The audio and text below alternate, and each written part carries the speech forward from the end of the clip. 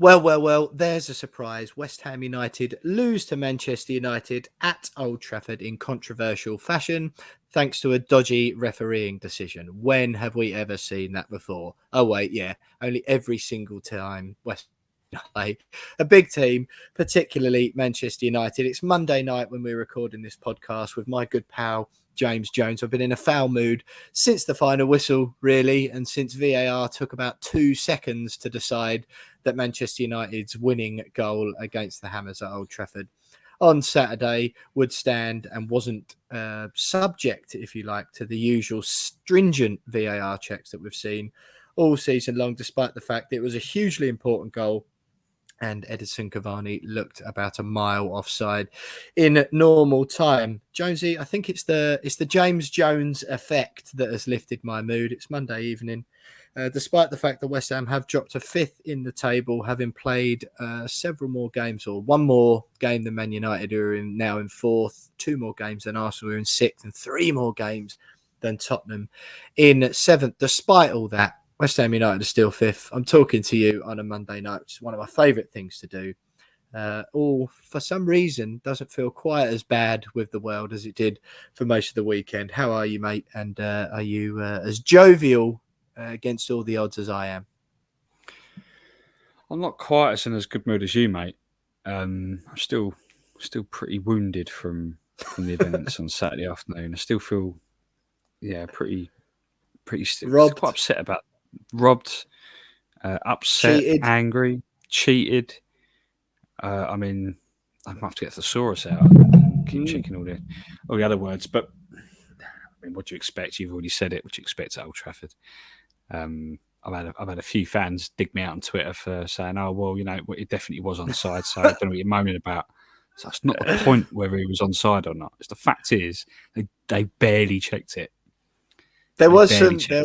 I'll be honest, mate. There was some light relief in my household. Fortunately, well, thanks, as there often is actually, thanks to your tweets. The one right on the final whistle, when people started digging you out, saying you're a conspiracy theorist, did put a smile on my face among all the gloom, I must admit. Well, I mean, I stand by what I said about you can't have the Super League. The Super League 6 have their time in the sun ruined by little old West Ham, can you? So they're going to find a way of restoring order in at least the Premier League's top 4, let alone the Premier League's top 6. And what better time and what better place than to ensure that happens than at Old Trafford, the place where no one ever gets anything ever. So yeah, it's. I don't know why I was surprised, but at the same time, I was just deeply shocked at the sheer inability to just do your job properly and use VAR properly. They seem to. I look back at the game against Brighton at home. Obviously, again, we didn't beat them, and they tried as hard as they possibly could to find fault in that goal that they ruled out, because there was a suspicion that Antonio touched the ball with his sock hair.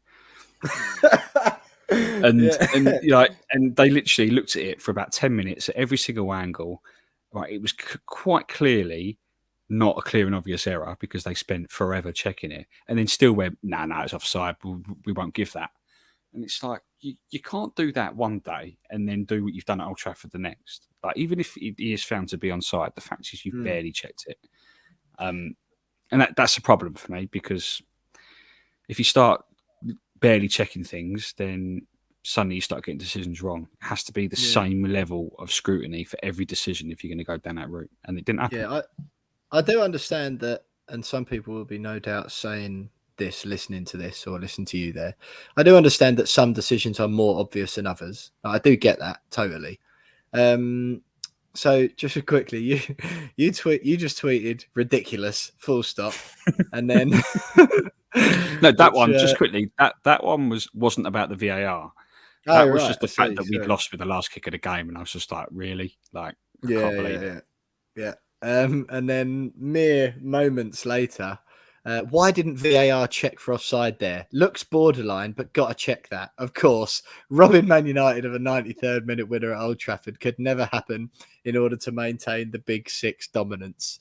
I do prefer the term greedy six, by the way. I'm a little bit perturbed by the fact that in general football parlance, the Big Six or the top six or whatever are coming back in. I do prefer the greedy six tag. Simon King replied, "Do you seriously think they didn't check?" And he's a Hammers fan as well.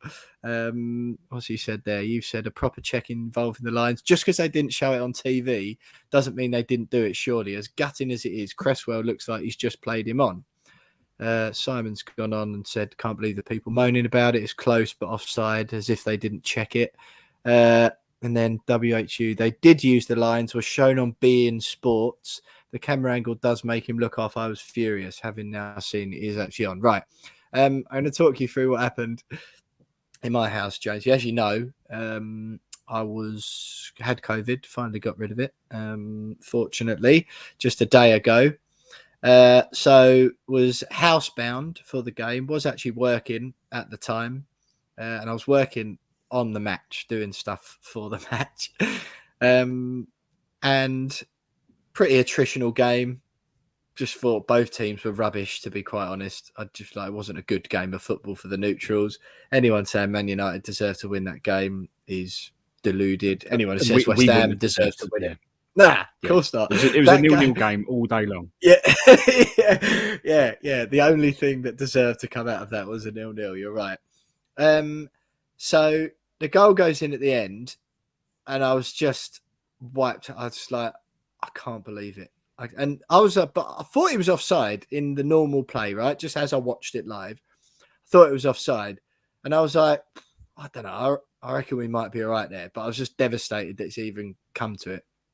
Anyway, so a friend of mine who I live with is he's I think I've told you about it before. Sports Leyton Orient, doesn't particularly like West Ham, not particularly fond of us at all. So he's up when Rashford scored. He's up, which isn't helping my mood at all as I'm trying to concentrate on the thing I've got to do in a timely fashion for work. So I'm like, just keeping quiet, not saying anything.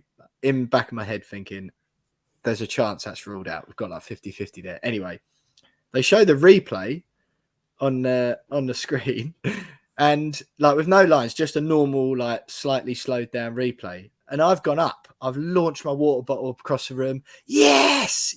Because I was like, it's so blatantly offside. Happy days, no problem. And then literally, I was like, well, we'll have a couple of minutes. They'll show the lines. I'll have a chance to look at it properly. Literally 15 seconds later, he's blowing for the kickoff. And I was like, what is going on here? Now, the what's it called? The channel that I was watching on, nothing illegal, the work channel that I had access to watch it on, but didn't show the lines or anything. You don't get to see that. It's just like the camera, a feed basically. And I was like, right. First of all, I was furious I didn't show the lines because then I'd forgotten how I was watching it and that they never do, so that's fine. And I was like, that was offside. Just adamant. I was like, well, what's the point? The game doesn't count. It's void. What's the point in football? Which I do that a lot. Whenever West Ham are wronged, I'm just like, what's the point of football or life and just anything? Why do we do anything ever? If you're not going to stick to the rules. And then so I was like, I'll go on Twitter. Foolishly, I was like, go on Twitter and there'll be from another stream somewhere, there'll be the official Premier League lines with the lines on it that clearly show one or the other. And then all it was just peppered with people being idiots who've photoshopped their own lines or photoshopped Cresswell out of the shot. And I was like, this is making my mood worse, just getting more and more angry. And I had an early morning Sunday, so I didn't watch Match of the Day to see it officially. So I still haven't seen the actual Premier League sanctioned shot with the lines on it. The other ones I kept seeing showed Martial still clearly in possession, nowhere near passing the ball. That was annoying me. So can you just settle it for me? Was it genuinely, despite your conspiracy, was it onside? No? I've seen an image of the Premier League lines, and I'm still a little bit confused as to what part of the body they're deeming Cavani to be onside with. Because to me, it looks like they're deeming his arm to be onside, which I But it's thought goal was scoring, isn't it? It's goal scoring part of your body. So shoulder, yeah. head, knee, foot, hip, So whatever.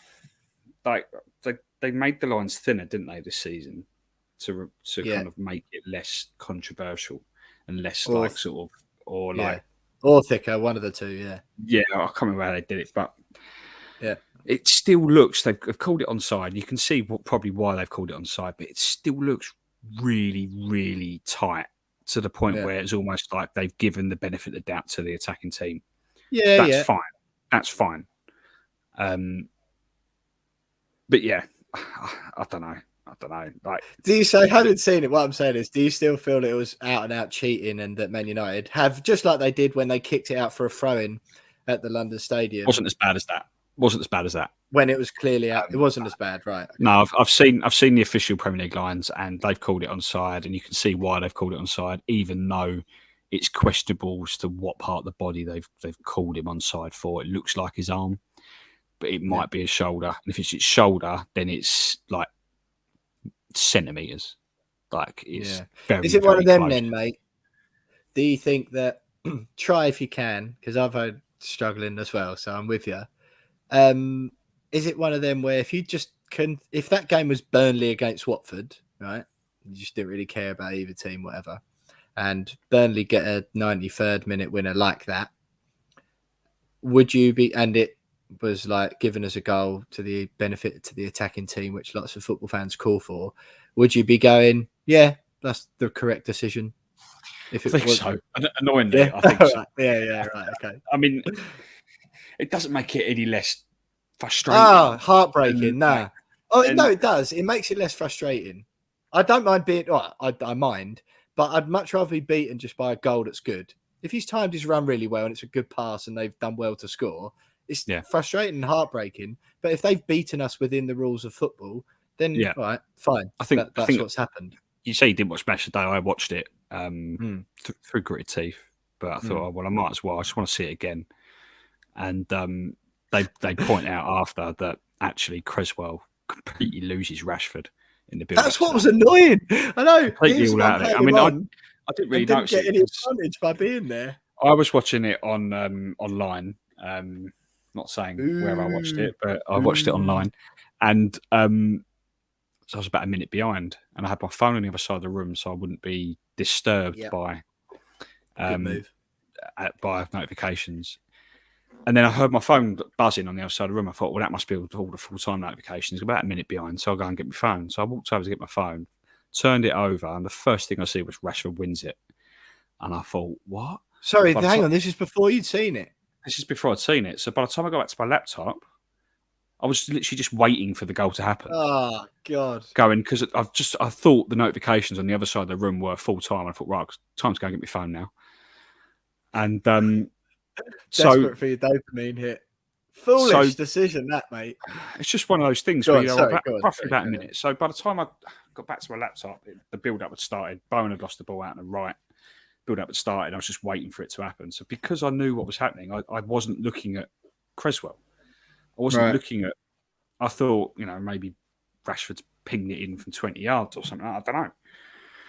So it was only when I watched Match of the Day the following day where they pointed it out, and I was like, actually, yeah, like Creswell has just had an absolute mare tracking Rashford's run into the box there. He's completely lost him. And if he's onside, then, it's a perfectly good goal. And if anything, it's just us basically switching off in the last 10 seconds of the game, which is incredibly annoying. But especially as all three of their subs as well. Like that shows that if someone tweeted that shows a difference in the squads. Man United have got 3 players of that caliber to come on who change the game.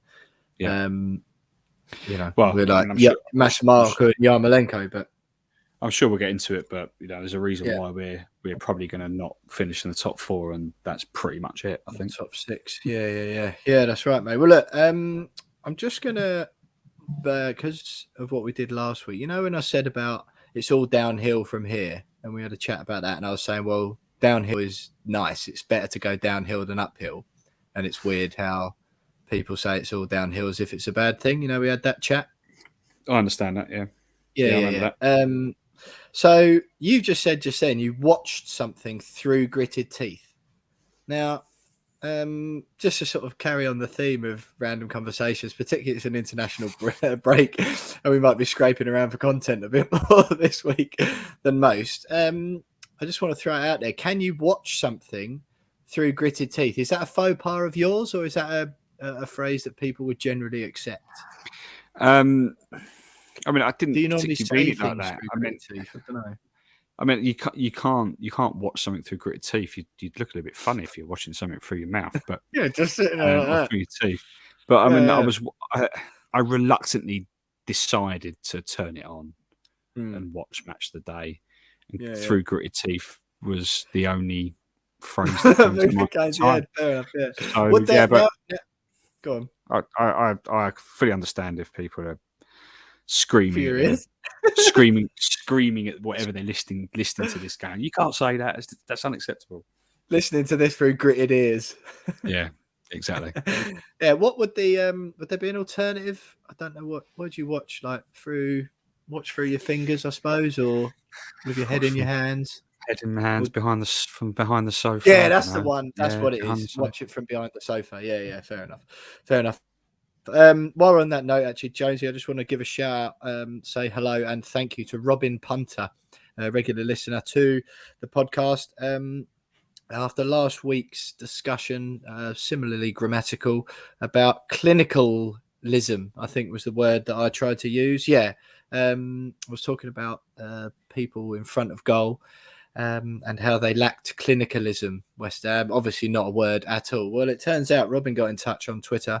Direct to me rather than the podcast at we are West Ham, we are _ West Ham, excuse me. Got in touch with me at William Pugh _ he said, the good news is, Will, clinicalism is a word. The bad news is it's not as you know it. Clinicalism, Jonesy, I'll tell you what, I'll give you £5 if you can guess, unless you've already seen this and then it's cheating. You don't get the money.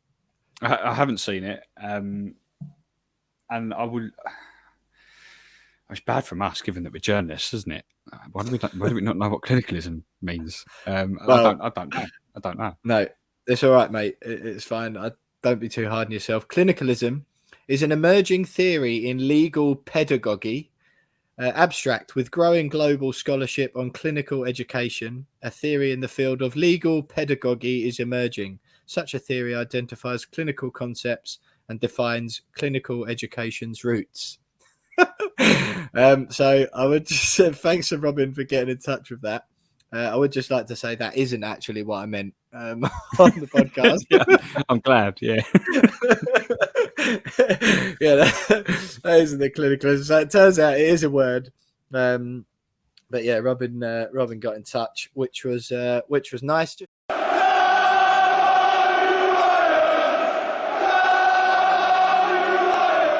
Cupid works hard in February, but our friends at Manscaped are working harder than ever to ensure your Valentine's Day is one to remember.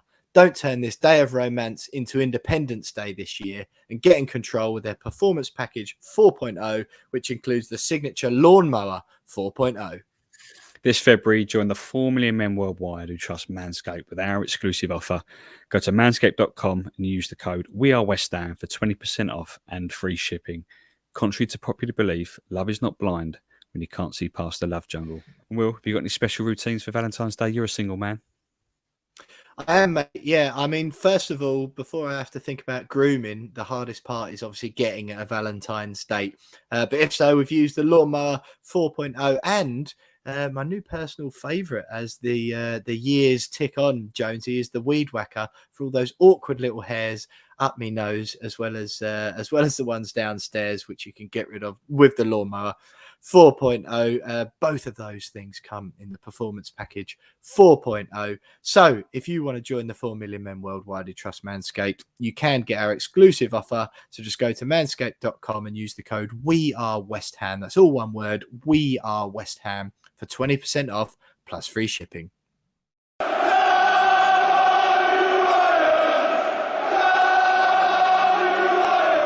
Right, Jonesy, West Ham are 5th in the table now, but it's not really an accurate reflection of where we are, I don't think. I'm a little bit worried. So Manchester United, well, we'll start with third. We'll just sort of keep our expectations and our hopes high, shall we? Chelsea are third place. We've actually played a game more than us with 47 points. Then it's Man United in fourth, 22 games played, 38 points. West Ham fifth, 23 games played, 37 points. Arsenal sixth, 21 played, 36 points.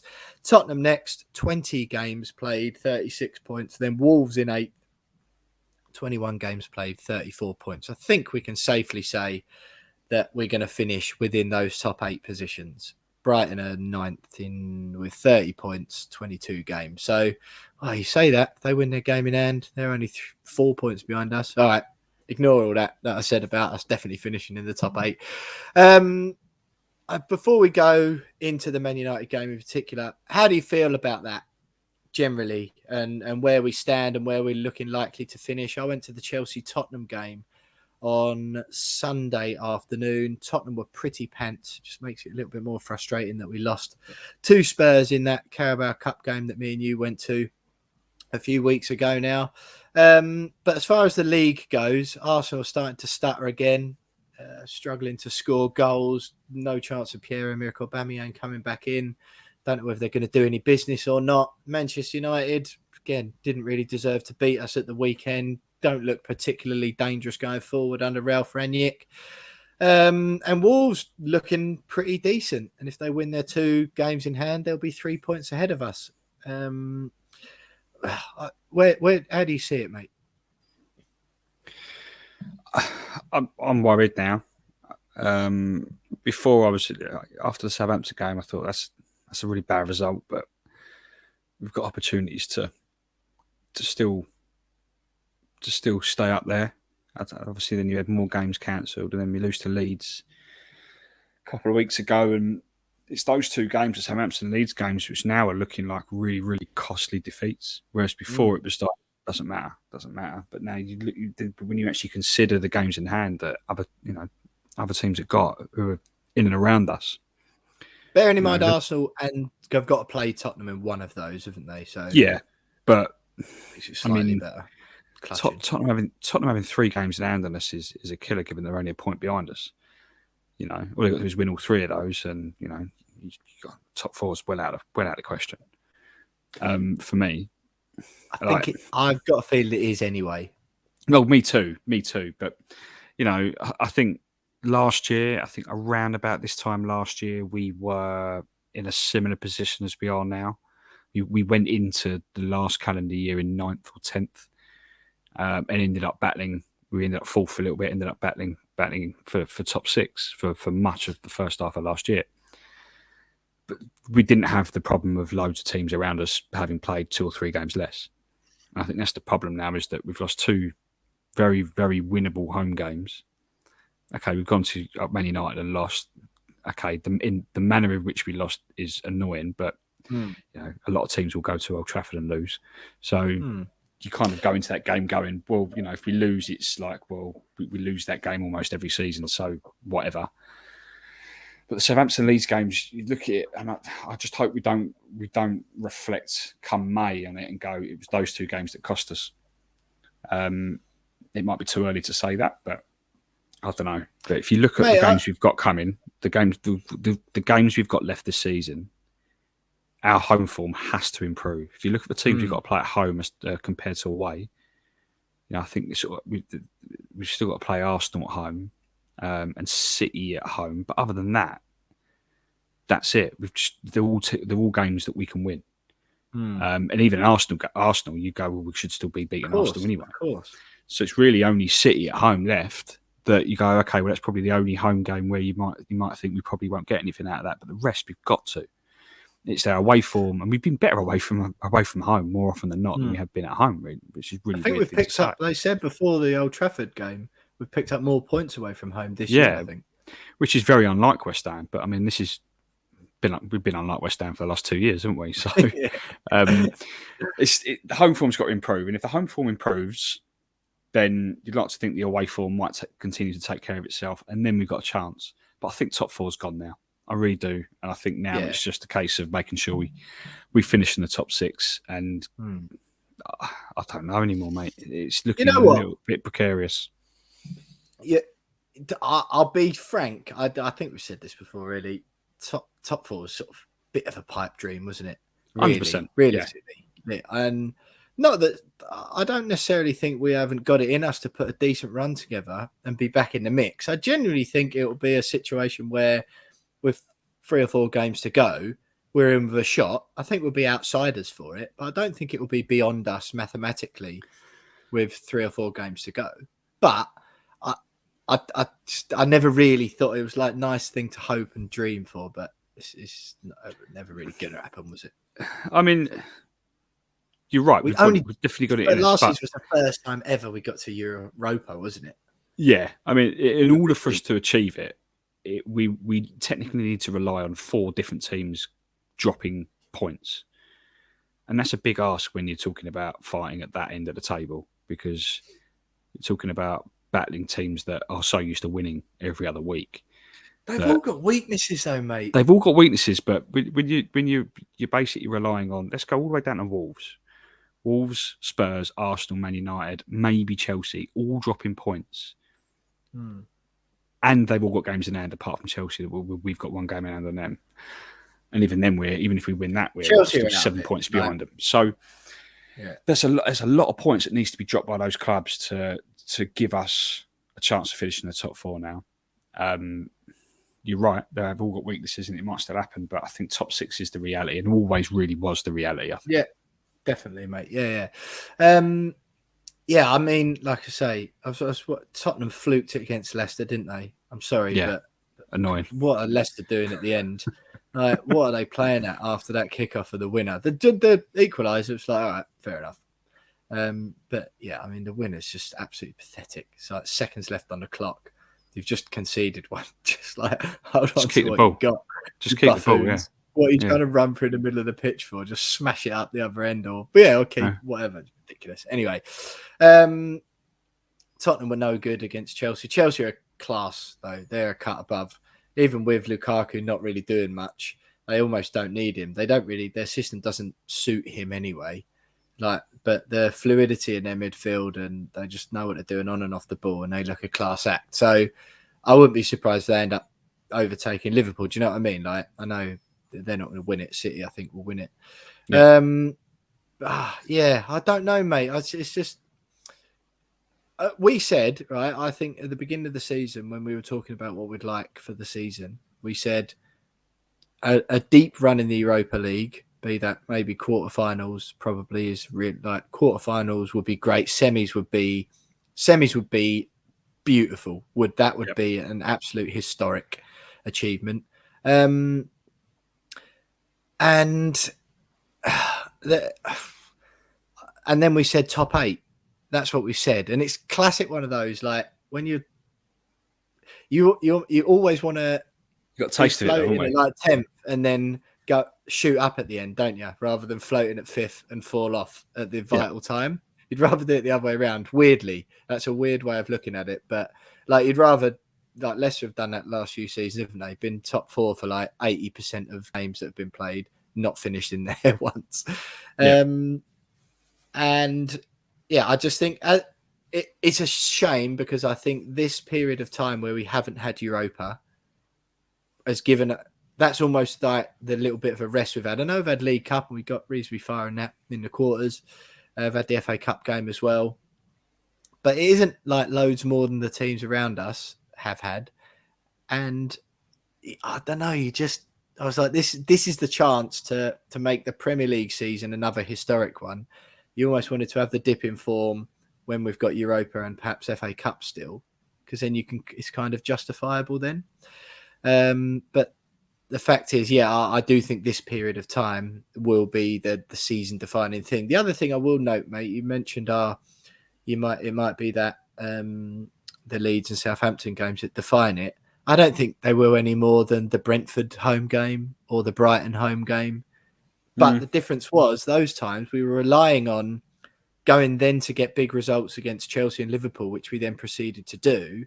This time it was like, oh, well, that's all right. Man United next. We've done it 3 times. Rather than giving ourselves a cushion by getting the so-called easy points and then anything you get from the big team's a bonus, we didn't. We left ourselves having to get something at that big team where to keep us in the mix.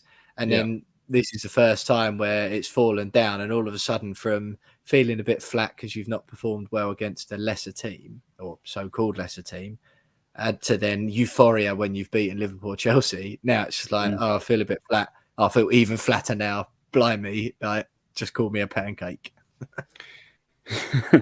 Well, I mean, you mentioned there about what our expectations were as well before the season, and you're right. We did say top 8. I think once you got a taste of it, and you spend, I think we've fallen out the top 4.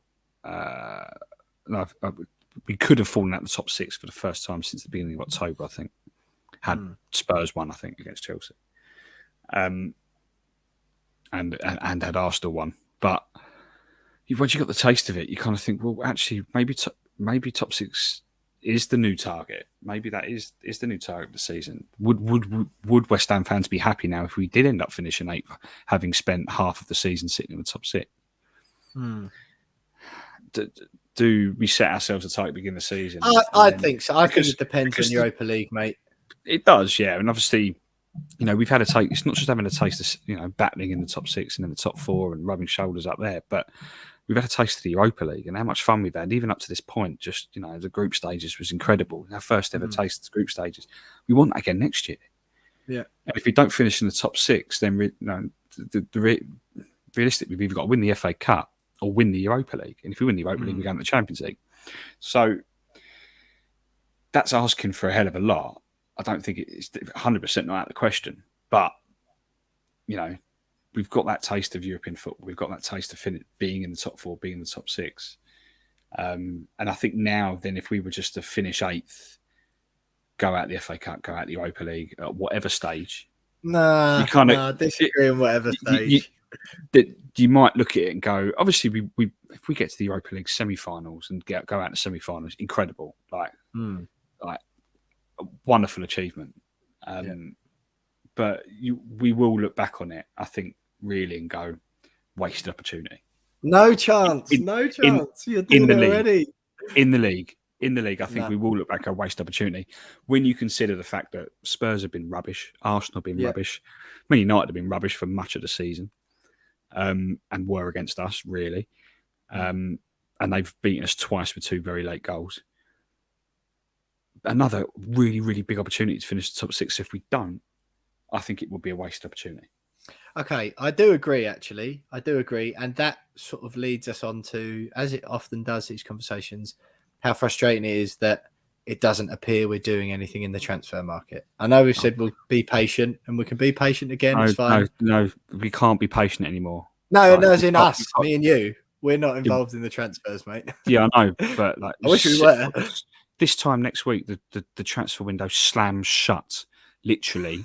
And there's no tabloid journalism there. Literally slam shut in David Moyes' face. And if he hasn't brought players for that door, I don't know. It's unacceptable if we don't sign anyone. For me, I agree, mate. Unacceptable. I agree. Should we do? We've been pretty good at this on this podcast. Should we save our anger for when it's happened? Because we have been known to receive large portions of egg on our faces, haven't we? We did do all of our very good business in the summer in the final 2 weeks. Yeah. Which, that's great, but you do get, that was like, we've only got 7 days, less than 7 days to do all of our very good January business in. Yeah. So I'm worried about. You never know, mate. Form. I'm worried about our league position. I'm incredibly worried about our transfer activity. But just worried. Well, listen, mate, I'll tell you what. I'm making an executive podcast decision that we hold off on the negativity for this week as far as transfers go, because we've got another big slab of negativity for the Man United reaction thing. We've done it to death. What positions we need on the pitch. We don't like really getting involved in the minutiae of who we may or may not be linked with, because half the time, or more than half the time, none of them come off You've never heard of them anyway, so it's a waste of energy looking through them. So I reckon this time next week, mate, 7 days, that will be the 31st, 31st of January? Yeah, 31st of January. So it will be deadline day. So I reckon even then we'll be doing it in the evening, Monday evening, like we do. We may even push it back a day to see if we have actually signed anyone. I think we should. Yeah. Which will be a stupid decision because then we're like, yeah, coming to you a day late this week for no reason whatsoever because West Ham didn't sign anyone. So we might as well have done it on Monday night. Oh, for goodness sake. But we'll save the anger for that, mate. And I just think hugely important. It's not a wasted opportunity yet. There's still a whole half a season left. We kicked on in the new year last year, albeit after signing Jesse Lingard. That did help. Did we sign, Josie, correct me if I'm wrong, Thomas Souček in January? He was a January signing. Souček was a January signing. Bowen was a January signing. Yeah, there we go.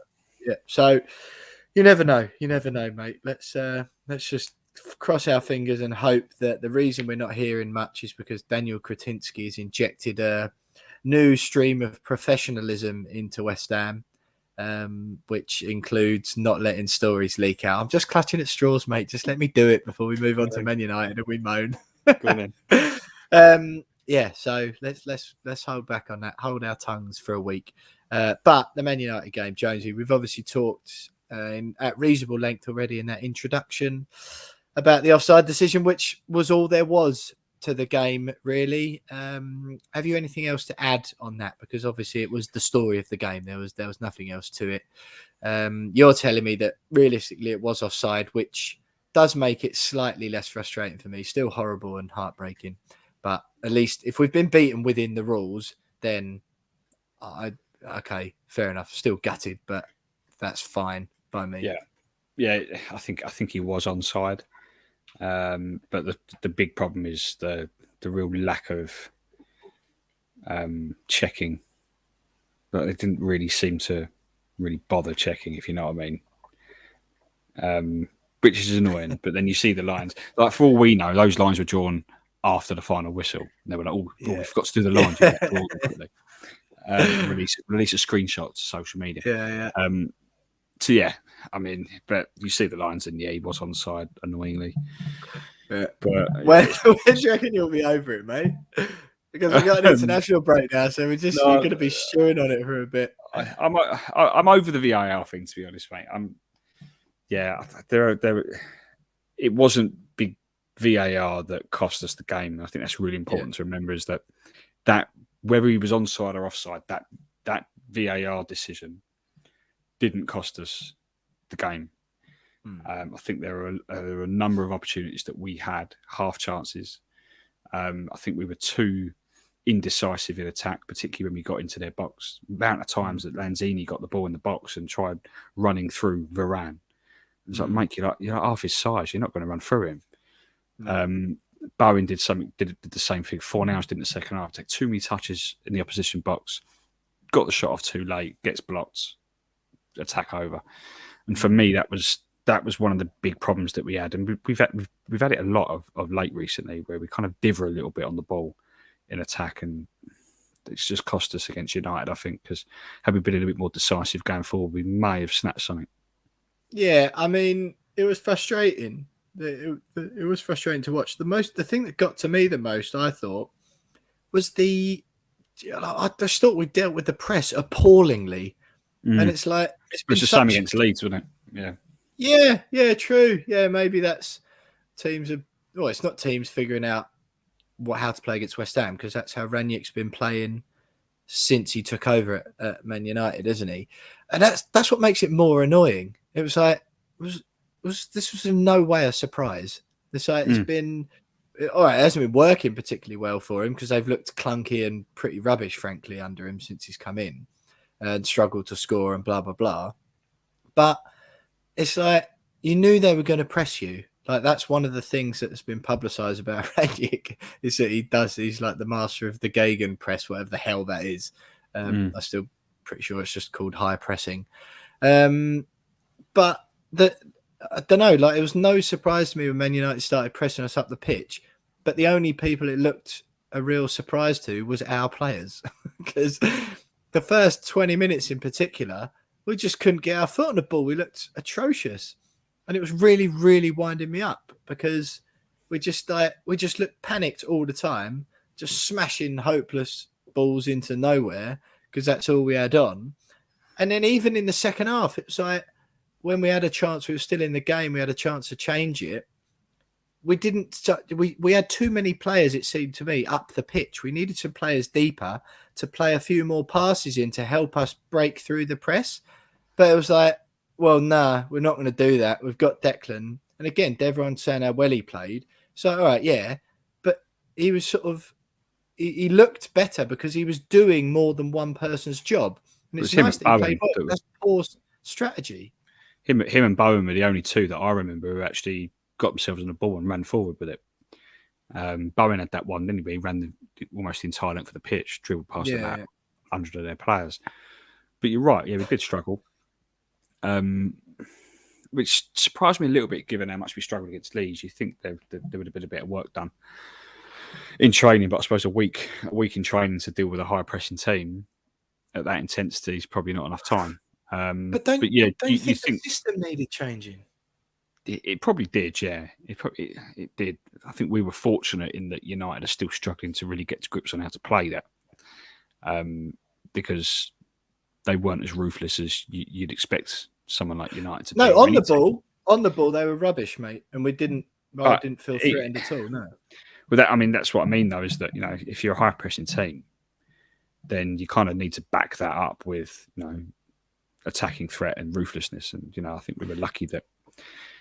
We were never going to score, were we? With them playing like that. No, I don't think so. No, I don't think that's strictly true. I think we when we got on the ball, I thought there were times where we had the opportunity to cause the problems, and we did get into their box quite a few times. But like I said, when we did, we took too long.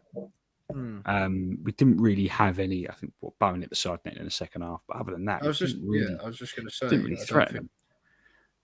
But we had opportunities to threaten them when we got in their box. I haven't looked at. I reckon we would have had a fair few touches in their box, but for whatever reason, I know Souček had that header glance wide late on from a corner. But we had opportunities to hurt them. And 6 shots, 1 on target. Yeah, I mean, we had opportunities to hurt them, and I think that's why Moyes opted to put Fredericks on rather than Johnson, because he wanted to use his speed to get in behind him, because it looked like he felt like there was an opportunity to be had late on.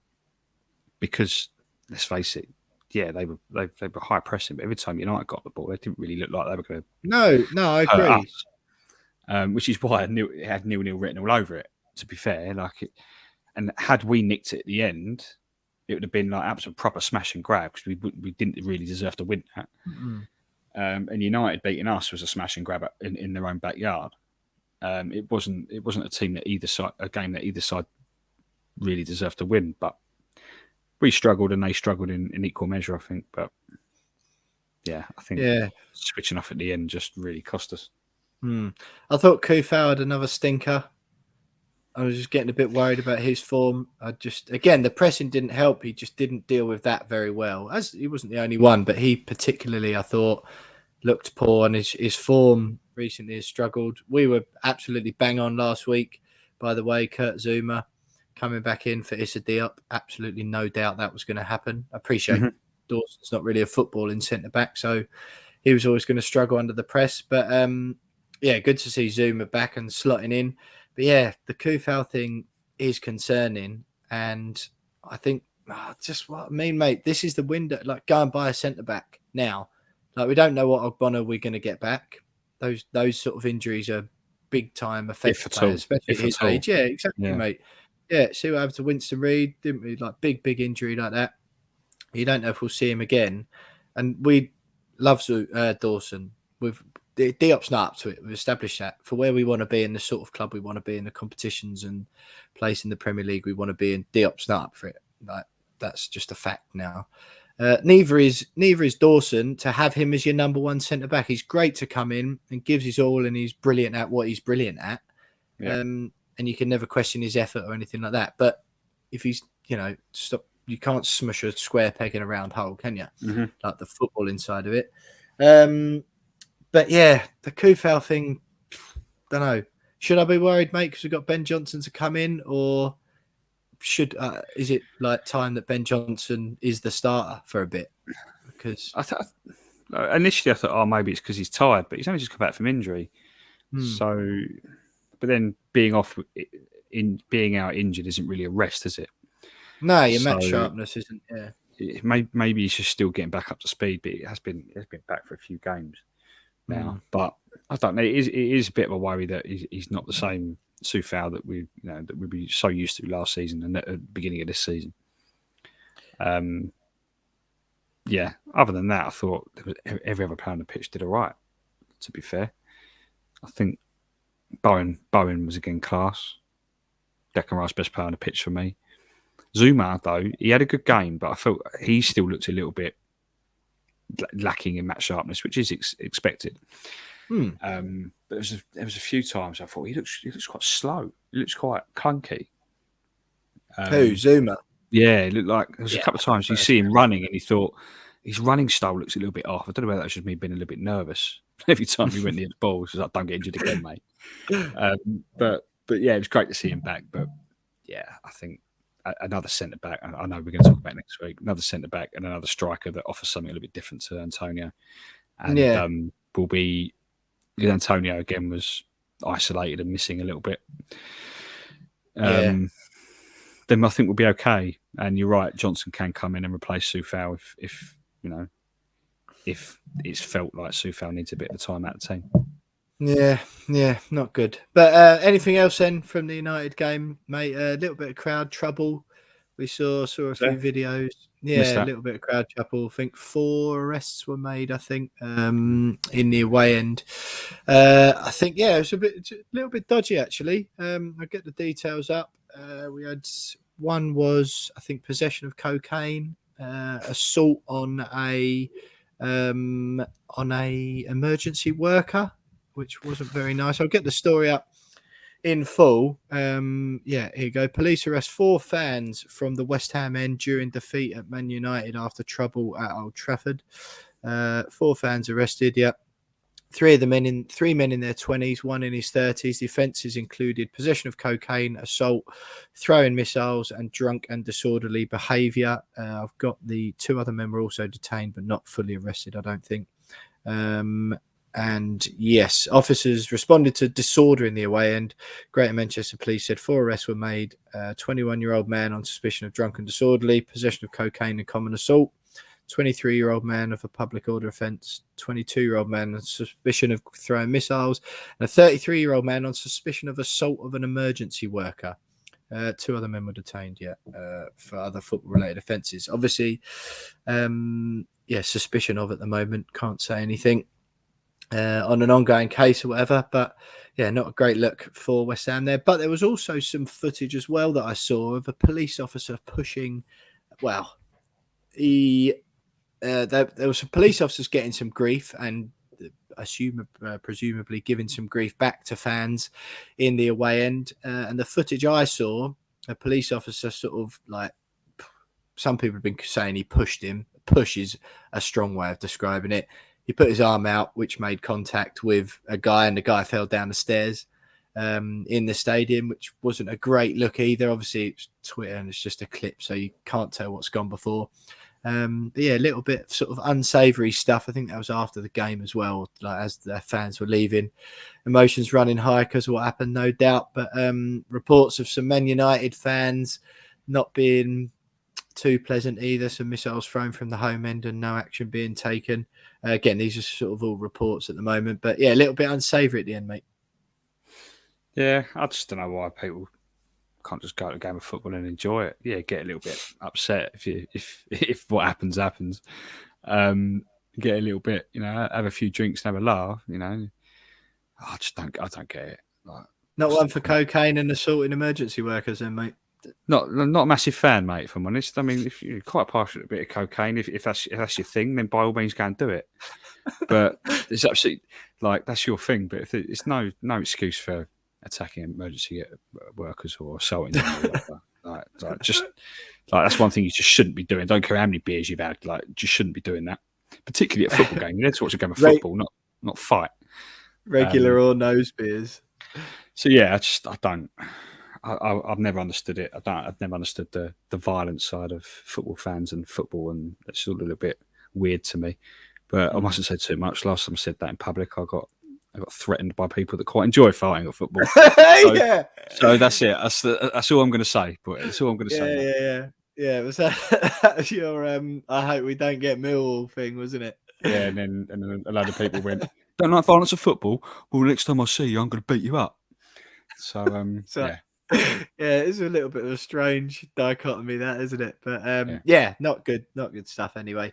To sour things at the end, Jonesy, one thing that is worth mentioning, and we'll cover it again later on, but I just want to mention it now, sort of early on in the show. Just want to send all our love and thoughts out to West Ham's legendary photographer, Stevie Bacon.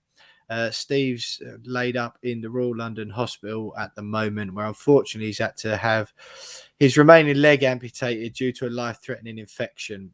Steve tweeted earlier and said, "In case you haven't heard, I'm in the Royal London. Whereas I said then, I've had to have my remaining leg amputated due to a life-threatening infection. Naturally, I'm in great shock and trauma and uncertain about my immediate future, but will fight my hardest." Obviously, massive outpouring of love and support from the West Ham fans to Steve on Twitter there. Real club legend, isn't he? A bit of a sort of unique situation having a photographer who's such an icon in your club. But just our thoughts certainly from the We Are West Ham podcast go out to Steve and his family and his friends, and from me and Jonesy, all of our wholehearted love and support behind Steve. And if you haven't already, go and give him a message on Twitter, drop in the comments, and just wish him the best.